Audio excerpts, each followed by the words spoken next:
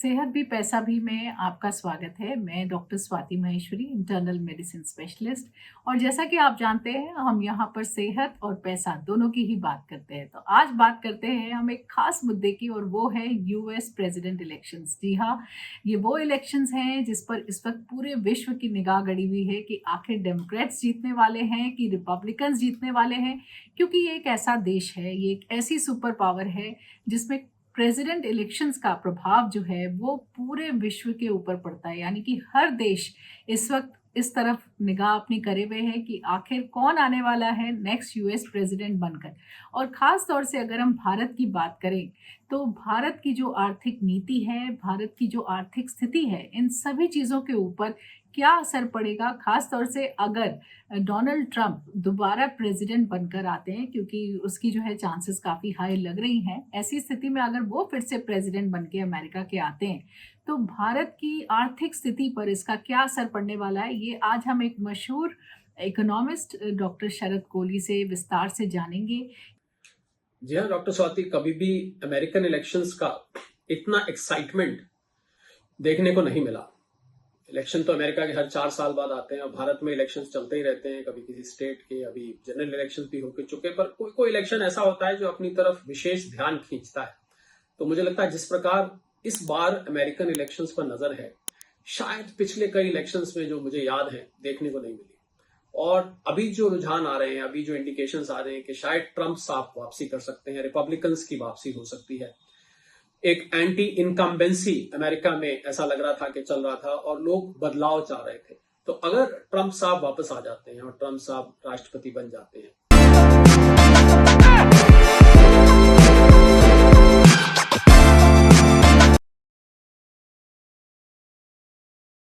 तो Donald Trump जब president थे अमेरिका के, तो उन्होंने बहुत सारे जो है टैरिफ्स इम्पोज किए थे, खास तौर से स्टील और एल्युमिनियम इंपोर्ट्स पर। वहीं उन्होंने इंडिया से जो बहुत सारे एक्सपोर्ट्स होते थे उस पर उन्होंने ड्यूटी फ्री एक्सेस जो थी वो ख़त्म कर दी थी। वो अमेरिका फर्स्ट पॉलिसी के ऊपर चलते हैं, और ऐसी स्थिति में भारत और अमेरिका का जो ट्रेड डेफिसिट है उसको लेकर के भी वो चिंतित रहते हैं और लगातार इस तरह की पॉलिसीज़ बनाते हैं कि इसको कम किया जाए। तो ऐसी स्थिति में कई अटकलें लग रही हैं कि शायद अगर डोनाल्ड ट्रंप फिर से प्रेसिडेंट बनकर आते हैं, तो कई तरह के टैरिफ्स जो हैं वो भारत पर इम्पोज किए जाएंगे प्रोडक्ट्स के ऊपर। और ख़ास तौर से अगर हम बात करें तो टेक्सटाइल्स की, फार्मा इंडस्ट्री की, आईटी इंडस्ट्रीज़ की, ये ऐसी इंडस्ट्रीज़ हैं जहां बहुत सारी अटकलें लगाई जा रही हैं कि किस तरह का जो है व्यवहार अब भारत के साथ होने वाला है अगर डोनाल्ड ट्रंप जो है वो प्रेसिडेंट बनकर आते हैं।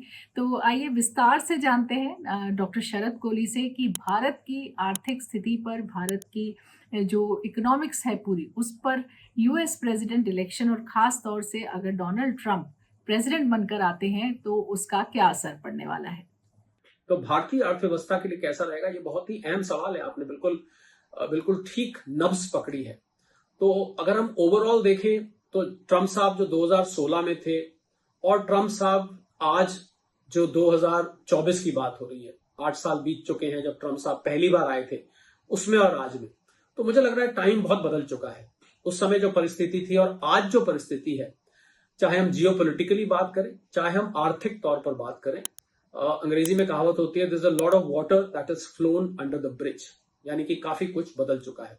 तो ट्रंप साहब को भी जो अपनी उनकी पुरानी आदतें थी, जिस समय वो शायद 70 साल के थे और आज जब वो 78 साल के हैं, तो उनको भी अपनी आदतें उसी हिसाब से एडजस्ट करनी पड़ेंगी, अपना माइंडसेट उसी हिसाब से एडजस्ट करना पड़ेगा जो आज की सिचुएशन है। जहां तक भारतीय अर्थव्यवस्था को फायदा मिलने की बात है, तो मुझे लगता है कि कुछ मोर्चों पर भारतीय अर्थव्यवस्था को जरूर फायदा होगा। स्ट्रेटेजिक पार्टनरशिप्स की अगर हम बात करें, चाहे वो डिफेंस सेक्टर हो, चाहे वो और कोई की सेक्टर हो, वहां पर नई पार्टनरशिप्स आगे बढ़ सकती है। जो बॉन होमी है प्रधानमंत्री मोदी और राष्ट्रपति ट्रंप के बीच में, मुझे लगता है वो कहीं काम आ सकती है इन पार्टनरशिप्स को बिल्ड करने में, क्योंकि भारत डिफेंस का उस समय और आज के बीच में नेट एक्सपोर्टर बन चुका है। नेट एक्सपोर्टर नहीं तो एक्सपोर्टर तो बन ही चुका है। 20,000 करोड़ से ऊपर के हमारे आज डिफेंस के एक्सपोर्ट्स हैं। इसमें मुझे लग रहा है और इजाफा हो सकता है अगर ट्रंप साहब राष्ट्रपति बन जाते हैं तो। दूसरा, मुझे लगता है कि चाइना के साथ ट्रंप साहब का 36 का आंकड़ा है। चाइना के प्रति उनका रवैया बहुत सख्त है, बहुत हार्ड है, और वो ये कतई नहीं चाहते कि चाइना इतना बड़ा एक्सपोर्ट अमेरिका में करके और खुद अमीर बन के उनसे भी बड़ी अर्थव्यवस्था बन जाए।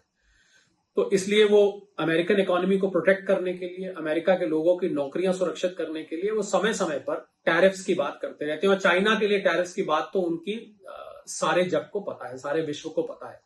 तो मुझे लग रहा है अगर वो वापस आते हैं तो उनका ये जो टैरिफ वॉर है चाइना के साथ, ये फिर से एक बार देखने को मिल सकता है और चाइना को अपना सामान अमेरिका भेजने में और ज्यादा दिक्कत आ सकती है। इसका अर्थ यह हुआ कि इसका इनडायरेक्ट लाभ, अप्रत्यक्ष रूप से इसका भारत को लाभ मिल सकता है दो तरीके से। एक तो चाइना अमेरिकन मार्केट छोड़ के भारत जैसी मार्केट की तरफ और ध्यान दे सकता है और भारत की तरफ नरम हो सकता है। दूसरा स्कूल ऑफ थॉट कहता है कि उसको भारत से ईर्ष्या भी और बढ़ सकती है। ईर्ष्या तो थोड़ी बहुत रहती है उसके मन में, पर वो और बढ़ सकती है क्योंकि जैसे ही चाइना से सामान की आवाजाही अमेरिका में कम होगी, भारत से लाजमी बात है उसको सप्लाई चेन दुरुस्त करनी पड़ेगी, क्योंकि चाइना को जो, अमेरिका को जो सामान बाहर से चाहिए वो चाहिए।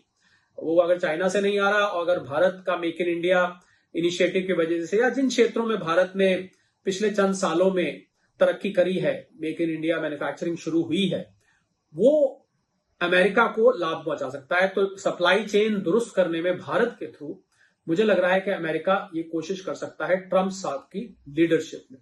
तीसरा मुझे लगता है कि की सेक्टर्स जो है, जिसमें मेटल हो गया, ऑटोमोबाइल हो गया, एनर्जी हो गई, यहां पर भी हमें ट्रंप साहब के आने से नई पार्टनरशिप्स देखने को मिल सकती हैं। अभी जो देखिए बाइडेन एडमिनिस्ट्रेशन है और अब कमला हैरिस, इनका भारत के प्रति रवैया मैं ये तो नहीं कहूंगा कि एक्स्ट्रॉर्डिनरली फ्रेंडली था, मैं ये भी नहीं कहूंगा कि वो भारत को पसंद नहीं करते थे, पर हम ये सब जानते हैं कि कमला हैरिस जी को ड्यू रिस्पेक्ट देते हुए मैं ये कहूंगा वो अपने भारतीय मूल को बहुत ज्यादा खुल के सामने नहीं लाती थी। अभी कैंपेन में हाल में कुछ भारत के प्रति उन्होंने जरूर कुछ अच्छे कमेंट्स किए, पर ओवरऑल कैंपेन में उन्होंने भारत की तरफ आत्मीयता जिसको हम कहते हैं वो बहुत ज्यादा देखने को मिली। अपने भारतीय मूल को लेकर बहुत ज्यादा पब्लिसाइज नहीं थी। हालांकि उनका जो गांव है तमिलनाडु में, वहां पर खूब पूजा अर्चना हो रही है, हवन यज्ञ किए जा रहे हैं, किसी तरह वो जीत कर आए और उस गांव को और शोहरत मिले, गांव का और नाम हो। पर स्वयं कमला हैरिस जी को बहुत ज्यादा पॉजिटिव अपने भारतीय मूल के बारे में उतनी नजर नहीं आती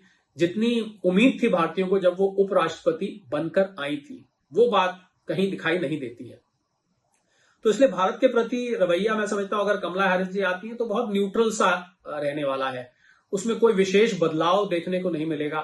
कितनी भारत को वहां पर इंपॉर्टेंस दी जाती है, हालांकि मैं साथ में जोड़ना चाहूंगा कि भारतीय अर्थव्यवस्था और भारत एक देश के रूप में आज ऐसे मुकाम पे खड़ा है जहां पर उसको किसी भी तरह से इग्नोर नहीं किया जा सकता। भारत को दरकिनार जिसको कहते हैं उसको दरकिनार नहीं कर सकते। भारत दुनिया की 5वीं बड़ी अर्थव्यवस्था है और तीसरी बनने की ओर अग्रसर है। तो मैं नहीं समझता कि कोई भी देश, दुनिया का अमेरिका हो या कोई भी देश हो, वो भारत को इग्नोर कर सकता है। तो उस लिहाज से ठीक है। पर ओवरऑल जो मैं मानता हूं कि दोनों की अगर तुलना करें, कमला हैरिस की और ट्रंप साहब की, तो मुझे लग रहा है कहीं ट्रंप साहब को थोड़ा सा भारत से ज्यादा आत्मीयता दिखाने का अवसर मिलेगा, या वो दिखाना चाहेंगे, मैं ऐसा कहूंगा। दुश्मन का दुश्मन दोस्त, क्योंकि चाइना से भारत के संबंध जग विदित है, सबको पता है, और ट्रंप साहब का चाइना के प्रति रवैया भी सारी दुनिया जानती है। तो मैं समझता हूं उसलिए भारत को थोड़ा सा नई अपॉर्चुनिटीज यहां देखने को मिल सकती हैं। जो बॉनहोमी है वो यहां से और बढ़ सकती है। प्रधानमंत्री मोदी और राष्ट्रपति ट्रंप के बीच में हमें कुछ नया देखने को मिल सकता है इस बदले हुए समीकरण में।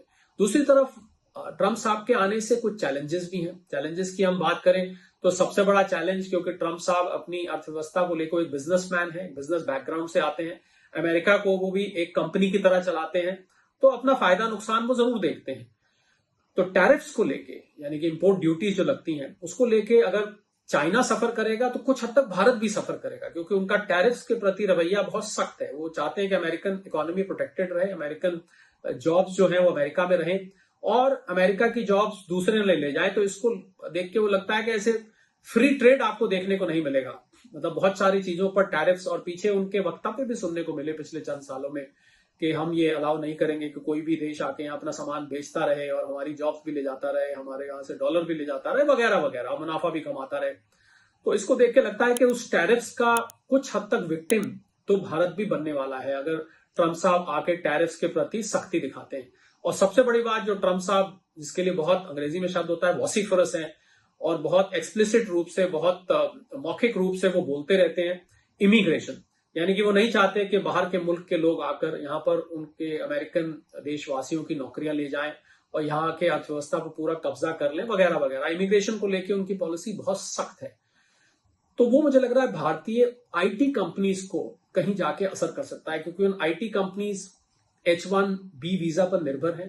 TCS, इन्फोसिस जैसी कंपनी की बहुत बड़ी प्रेजेंस है अमेरिका में, और अमेरिका में अगर टेक्नोलॉजी क्षेत्र का अगर मैं इंपॉर्टेंस की बात करूं तो अमेरिका को काफी हद तक टेक्निकली भारत चलाता है। अलग अलग कंपनीज के सीईओज आज भारतीय हैं, बड़ी बड़ी कंपनीज के, चाहे वो गूगल हो, चाहे वो माइक्रोसॉफ्ट हो, इनके सीईओज भारतीय देखने को मिलते हैं। तो मुझे लग रहा है कि H1B वीजास में इन आईटी कंपनीज के लिए कहीं एक दिक्कत दिखाई दे सकती है।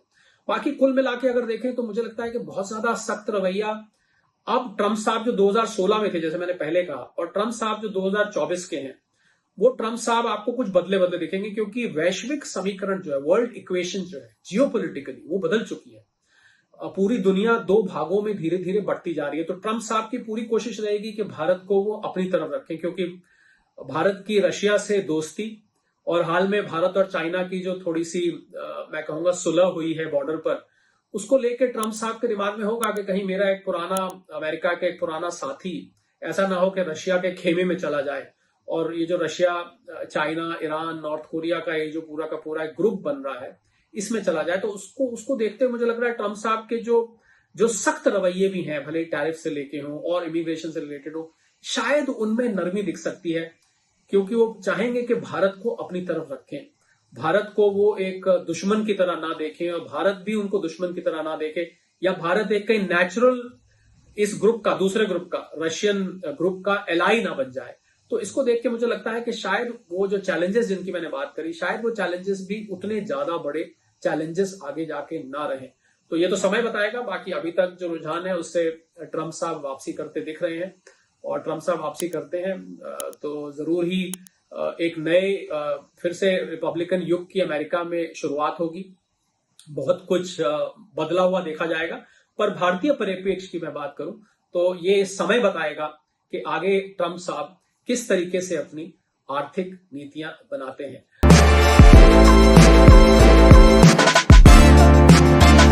सेहत भी पैसा भी में आपके लिए ऐसे बहुत सारे आर्थिक और सेहत से रिलेटेड, आपकी फाइनेंस से रिलेटेड और आपकी सेहत से रिलेटेड मुद्दे बहुत खोल के बताए जाते हैं। इसको फॉलो भी करिए, सब्सक्राइब भी करिए। आर्थिक मुद्दों पर मैं डॉक्टर शारद कोहली बोलता हूं, और सेहत से रिलेटेड मुद्दों पर डॉक्टर स्वाति महेश्वरी बोलती हैं। तो इसको आप फॉलो करें, इसको सब्सक्राइब करें, इसको लाइक करें। हम ये उम्मीद करते हैं कि इसको फॉलो करने के बाद आप समृद्ध भी बनेंगे और आप सेहतमंद भी बनेंगे।